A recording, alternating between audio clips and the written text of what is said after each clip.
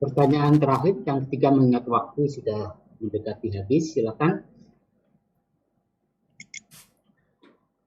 Assalamualaikum Ustadz. Waalaikumsalam warahmatullahi wabarakatuh. Barakallahu fiik. Jazakallah khair. Izin bertanya Ustadz. Naam, tafadhali.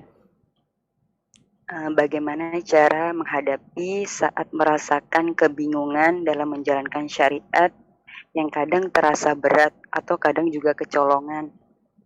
Dan bagaimana cara menghadapi godaan setan seperti yang Ustadz sampaikan di awal yang kadang membuat kita bingung akan kerancuan antara pikiran dan hati. Ana sudah berusaha menjaga ibadah, tapi kadang terasa kurang Ustadz. Kadang belum merasa ketenangan. Seperti merasa hanya memperbagus di luar, tapi dalamnya masih belum Ustadz. Jazakillah khair. Assalamualaikum warahmatullahi wabarakatuh. Waalaikumsalam warahmatullahi wabarakatuh. Naam, subhanallah jamaah. Setan itu tidak pernah berhenti menggoda manusia. Jadi wanita-wanita yang hijrah, yang mungkin dulu dia punya masa lalu yang kelam, ada banyak perintah Allah yang dia tinggalkan, ada banyak larangan Allah yang dia langgar, kemudian dia berhijrah, kemudian dia bertobat, kemudian dia mengenakan jilbabnya, mulai menjaga diri. Setan yang akan menggodai tentunya akan lebih dahsyat lagi. Karena dia tahu orang ini sudah berubah. Bagaimana kita menjaga keistiqomahan kita?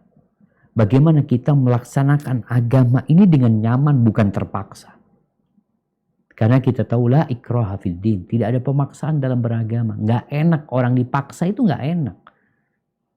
Allah ingin hubungan dia sama hambanya di atas keridhaan, di atas cinta. Kita dapat melihat ya, seorang yang bekerja karena terpaksa, dia itu akan berpikir resign.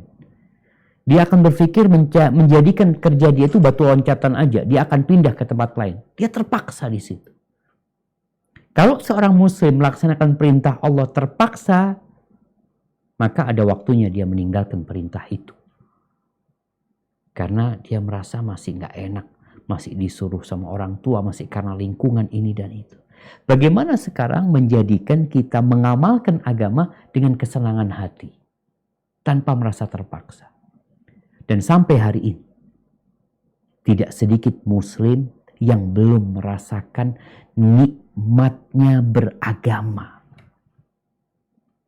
Apa sih enaknya Islam itu? Belum. Supaya merasakan itu, Nabi SAW mengatakan, thalathun, man kunna fihi, wajada bihinna halawatal iman. Ada tiga perkara. Barang siapa yang mendapati tiga perkara ini, maka dia akan merasakan manisnya keimanan. Merasakan enak ternyata ya jadi orang Islam itu. Apa tiga hal ini? Yang pertama, ayyakunallah wa rasuluhu ahabba ilaihi mimma siwahuma. Dia menjadikan Allah dan Rasulnya lebih dia cintai daripada segala sesuatu. Jadi yang pertama adalah cinta. Kita sudah cinta nggak sama Allah?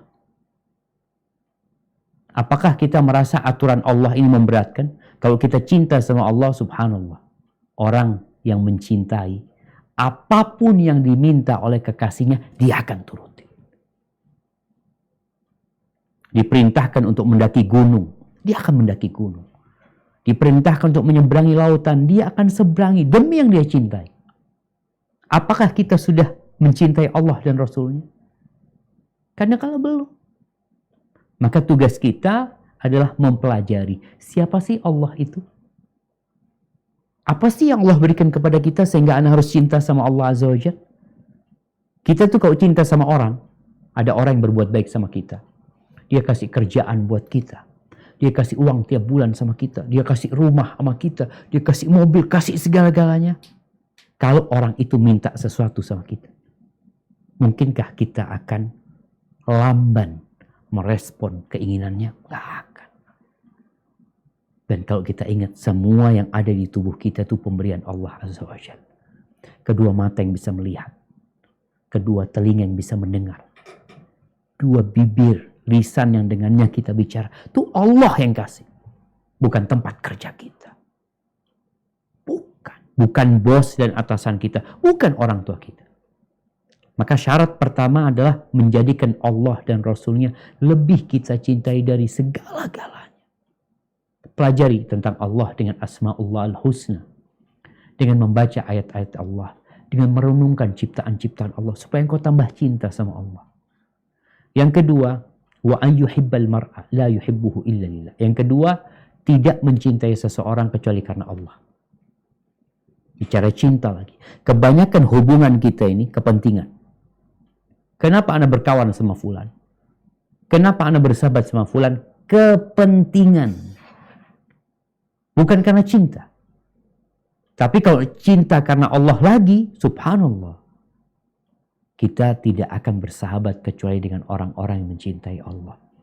Sehingga kita menciptakan lingkungan yang nyaman gitu loh. Kumpul sama orang-orang yang mencintai Allah Azza wa Jalla. Yang ketiga, wa an yakrah an ya'uda ilal kufur. Dia harus benci dengan kekufuran. Benci. Sebagaimana kebencian dia untuk dilemparkan ke dalam api neraka. Kita lihat bagaimana Bilal bin Rabah dipaksa untuk keluar dari Islam. Disiksa. Bukan dikasih uang, disiksa dia. Dia tetap mengatakan ahadun ahad. Dia gak mau lagi balik kepada alam kegelapan dia. Gak mau lagi. Bagaimana tukang-tukang sihir Fir'aun.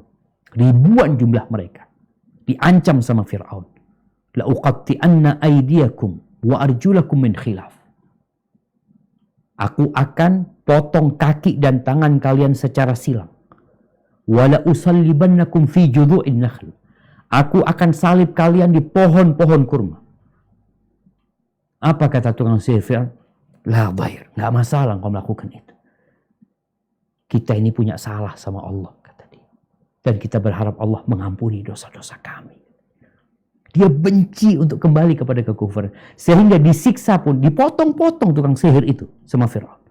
Mereka tetap tidak kembali kepada kekufuran. Apakah kita sudah seperti itu?